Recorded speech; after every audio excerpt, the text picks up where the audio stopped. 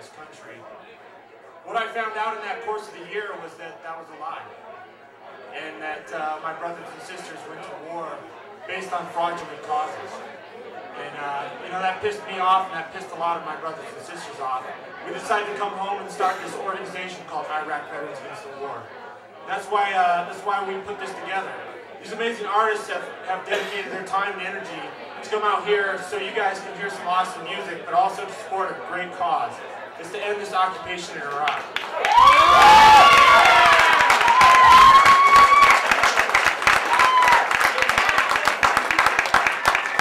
You know, I was a soldier, and I enlisted before 9/11, and I got to experience some amazing stuff as a soldier.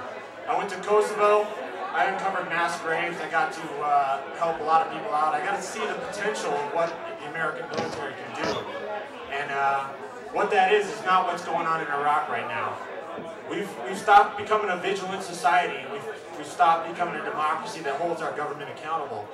And what has happened is that we're being used now not for just causes, not when all peaceful actions have been eliminated. Now we're using preemptive strikes on other nations to try to get our way, to try to help our economy. But it's not even our economy. It's the 1% that controls 99% of this nation's wealth. So we got to end this. This country was founded on a principle of we the people, and that principle means that we got to take account for our military. As a soldier, I was not free to make decisions on my own. I was not supposed to. I was a gun. I was a bullet. And our society was supposed to point that weapon and pull the trigger. Well, we got to point that in the right direction. We got to choose not to pull the trigger when it's wrong.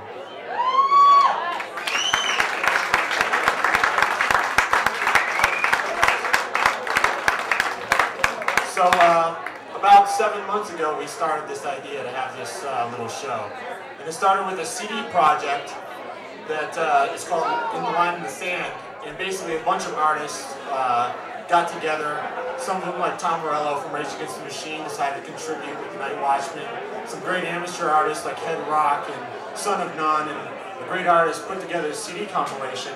At the last minute, we got a call from the lead singer of Rusted Root that said, "Hey man, I want to be a part of this CD or anything that you're doing." And he came out to Washington, D.C., he played for us in Washington, D.C., and he agreed to do this show. So this has all sort of come together in just an amazing way. So if you're interested in that CD, we have it for sale with some awesome like hemp shirts and some other products over near the pool table on my right here. But most of all, I just appreciate you guys coming out, giving some money to this awesome cause, sharing some beer and some good times, and listening to some music with us. I'm gonna read a poem. We've got this other project with Iraq Veterans Against the War called Warriors Writers. And what this is a bunch of veterans and soldiers who never thought they would be poets in any way. We never thought of expressing ourselves, but we went through such a traumatic experience in Iraq, such a difficult time, that when we wrote it down, when we tried to express ourselves, it only came out in one way, and it's poetry. And I wrote a few things, and eventually I showed it to some people, and they said, "Man, that's a great poem." And I was like, you know, really? Yeah, okay, so I'm a poet.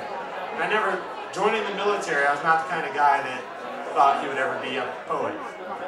But I've learned to express myself, and through this project called Warriors Writers, we're teaching other veterans and soldiers how to express themselves as well. And Adrian was just here, a journalist from the Independent, awesome newspaper, probably the only legitimate newspaper in Colorado Springs. Yeah. And she's actually doing an article about warrior writers and about soldier poetry, and it's going to appear there. So we produced this Warriors Writers book out of some of the workshops that we did, and one of my poems, a couple of my poems are in here. I thought I'd read one just to get this started. This is called Dirt, and it's the dominant landscape of Iraq. It's dirt, but this isn't necessarily the dirt that you and I are familiar with. This is another kind of dirt, and maybe you can figure it out as I read it. Iraqi dirt is everywhere, in my boots and in my hair, the dark clay that soldiers keep, where they march and where they sleep. To prevent the ache in a mother's heart, white sand becomes pen-cured art. We exaggerate and bring to light when the gravel grains are colored bright. Under wheels and under track, dirty bombs that reality lacks, stuck to sweat under trigger fingernails that itches and stings when a child wails. Dirt so heavy that one can't hide inside the sandbags that divide the sides, turning to grime when it begins to rain. America pride turned to pain. Scandalous chit-chat and day-to-day gossip. Those veterans are insane, they really lost it. Closed minds, the mass destruction of innocence. The truth gets a purple heart amidst all the ignorance. Red, white, and blue, covered in dust. The color of money, oil, and lust. Soiled uniforms, brown with taint. Breathe uranium air, contaminate. Jesus pimps our children like whores, like Uncle Sam's hate crimes that the family ignores. Under patriot makeup and garbage and filth. Body bags filled with love, swept under the rug as guilt. Scum put on sale, but they put us on trial. It's in our teeth when we bite and when we smile. Grease fed to the masses on the daily news. If the war never ends, we'll never lose. We dig and dig, but they cover the hole. When they discover the truth, we pay the toll. An unknown soldier in a shallow grave, burdened and battered and buried alive. Thanks, everyone. Enjoy the show.